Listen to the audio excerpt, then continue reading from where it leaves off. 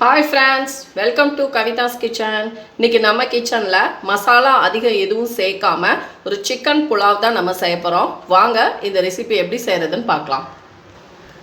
இப்போ நம்ம சிக்கன் புலாவ் செய்கிறதுக்கு அடுப்பில் ஒரு குக்கர் வச்சுக்கலாம். இதில் நம்ம ஆயில் சேர்த்துக்கலாம். நான் நார்மலான சன்ஃப்ளவர் ஆயில் தான் எடுத்திருக்கேன். இது ஒரு கரண்டி அளவுக்கு சேர்த்துக்கோங்க. அதுக்கப்புறமா நெய் ஒரு 2 ஸ்பூன் அளவுக்கு போதும். இப்போ இந்த நெய் எண்ணெய் காயட்டும். அதுக்கப்புறமா இதில் நம்ம ஸ்பைசஸ் சேர்த்துக்கலாம். நான் ஒரு இந்த அளவுக்கு பட்டை எடுத்திருக்கேன்.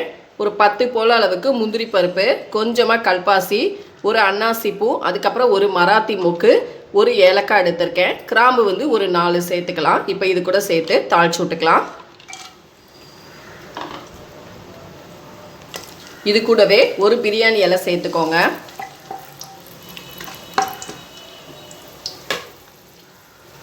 இப்போ இதில் 2 பெரிய வெங்காயத்தை இந்த மாதிரி நீல வாக்கில் கட் பண்ணதை சேர்த்துக்கலாம்.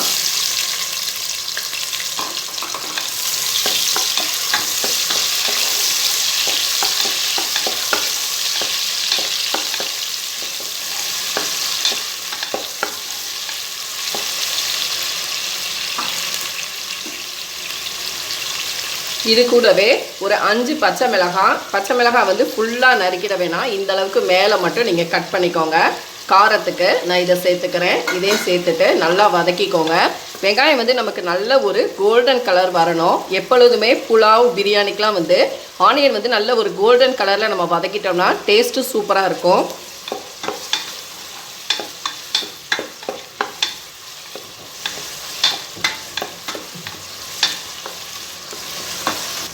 இப்போ இந்த வெங்காயம் வதங்கிறதுக்கு நம்ம உப்பு சேர்த்துக்கலாம். ஃபஸ்ட்டு கொஞ்சமாக சேர்த்துக்கலாம். அப்புறமா லாஸ்ட்டாக நம்ம பத்தலைன்னா சேர்த்துக்கலாம்.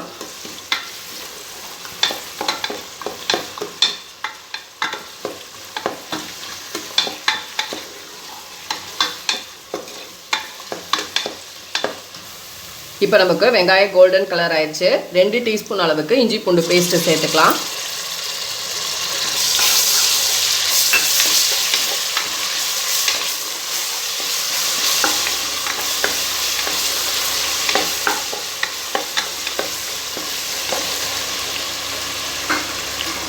நான் இன்றைக்கி சிக்கன் 1/2 கிலோ எடுத்திருக்கேன். இப்போ நம்ம சிக்கனை நல்லா வாஷ் பண்ணி ரெடியாக எடுத்து வச்சுருக்கோம். இப்போ நம்ம சிக்கனை உள்ளே சேர்த்துட்டு நல்லா வதக்கிக்கலாம்.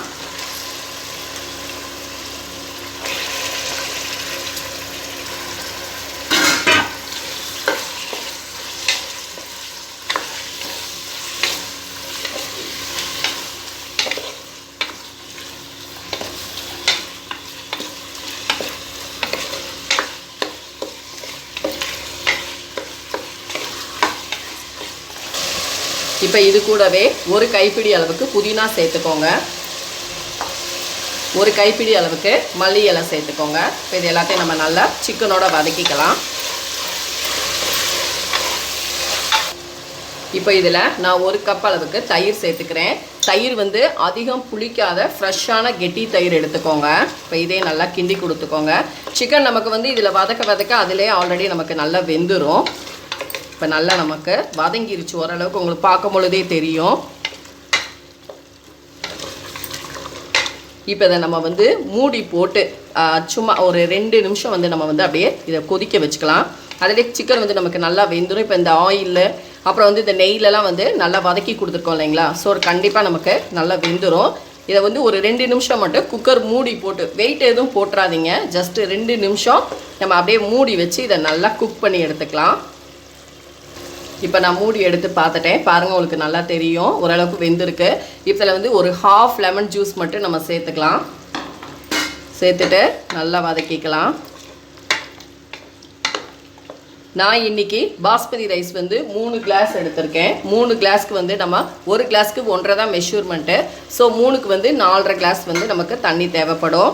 ஆல்ரெடி இந்த மசாலோட இந்த எண்ணெய் நெய்யெல்லாம் இருக்கிறனால நான் 4 கிளாஸ் 4.25 கிளாஸ் ஊற்றிக்கிறேன். ஏன்னா இதில் இருக்கிறதுனால இதுவும் அதில் கணக்கு வந்துடும். ஸோ 4.25 கிளாஸ் நான் சேர்த்துக்கிறேன். ஏன்னா நமக்கு சிக்கனில் தண்ணி விடும். அதனால் இப்போ தண்ணி நான் அளந்து எடுத்து வச்சுருக்கேன்.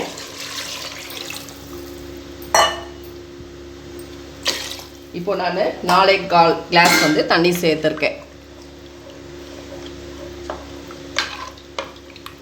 உங்களுக்கு ஒருவேளை நல்லா ட்ரை ஆயிடுச்சு அப்படின்னா நீங்கள் வந்து 4.5 ஊற்றிக்கோங்க. பட் அதில் வந்து எண்ணெயெல்லாம் பிரிஞ்சு வந்துட்டு சிக்கனில் இருக்கிற அந்த தண்ணி நமக்கு பிரிஞ்சு வரும். ஸோ 4.25 கிளாஸ் நான் வந்து தண்ணி சேர்த்துருக்கேன். இது பர்ஃபெக்டாக இருக்கும். இப்போ இந்த தண்ணி நல்லா கொதிச்சு வரட்டும். இப்போ நான் வந்து உப்பு செக் பண்ணி பார்த்தேன், பத்தலை, கொஞ்சம் சேர்த்துக்கிறேன். ஃப்ரெண்ட்ஸ், தண்ணி நல்லா கொதிச்சிருச்சு. இப்போ நம்ம பாஸ்மதி ரைஸை உள்ளே சேர்த்துடலாம்.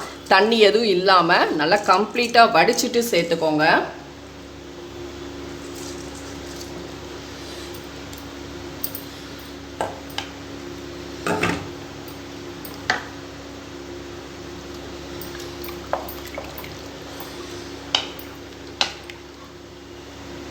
அவ்வளோதான், பாருங்கள், அரிசியை சேர்த்தாச்சு. இப்போ இது இன்னும் ஒரு கொதி வரட்டும். வந்ததுக்கப்புறம் நம்ம மூடி போட்டு சிம்மில் வச்சுட்டு ஒரு விசில் எடுத்துக்கோங்க. நல்லா பர்ஃபெக்டாக நமக்கு வரும். ஒரு விசில் போதும்.